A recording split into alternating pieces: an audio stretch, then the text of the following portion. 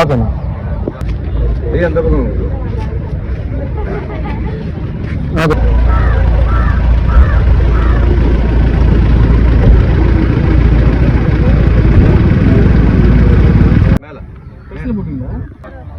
எல்லாரும் வாங்கணுமா? அப்படியே எல்லாரும் கொடுங்க. அப்படியே கையில வச்சுங்க. ஆமா, அப்படியே வரிசையா அந்த பக்கம் அப்படியே கையில வச்சுக்கிட்டு ஐயா அப்படியே வச்சுக்கிட்டு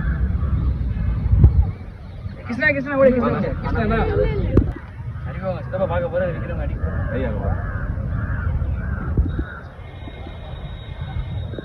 ராஜேந்திர இது வந்து ராஜேந்திர சோழன். இவர் வந்து பிறந்தது வந்து திருவாதிரை நட்சத்திரம், ஆடி மாதம் திருவாதிரை நட்சத்திரத்தில் பிறந்தவர். அதனால தான் வந்து இந்த ஆடி திருவாதிரையில் அவருடைய விழா வந்து இன்னைக்கு எடுக்கிறாங்க. அவருடைய பிறந்த முன்னிட்டு இந்த சின்ன இதை படத்தை வந்து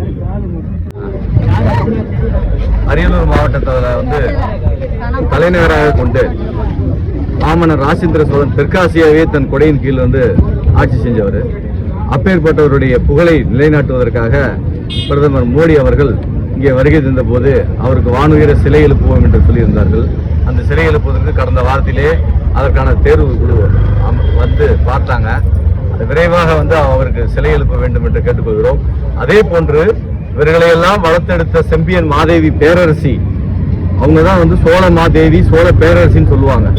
அவர்களுக்கும் மணிமண்டபம் கட்டணும். நாங்கள் 1000 கிலோவில் திருமலாபாடி அருகே செம்பியக்குடி கிராமத்தில் 1000 கிலோவில் 50 நாளான சிலையை வந்து உருவாக்கி வச்சிருக்கிறோம். அதுக்கு ஒரு மணிமண்டபம் இல்லாமல் இருக்கிறது. அதையும் வந்து அரசு கருத்தில் கொண்டு அவர்களுக்கும் அந்த கேட்டை நட்சத்திரத்திலே சித்திரை மாதத்திலே விழா எடுக்க வேண்டும் என்று கேட்டுக்கொள்கிறோம். அதே போன்று கங்கை கொண்ட சோழபுரம் இந்த பெரிய ஏரி பொன்னேரின்னு சொல்லக்கூடிய அந்த ஏரியை முழுமையாக ஆழப்படுத்திடவும் அரசாங்கம் நடவடிக்கை எடுக்க வேண்டும். அதே போல அதை தூர்வார வேண்டும். இதையெல்லாம் நாங்கள் வந்து தொடர்ந்து வலியுறுத்தி கொண்டே இருக்கின்றோம்.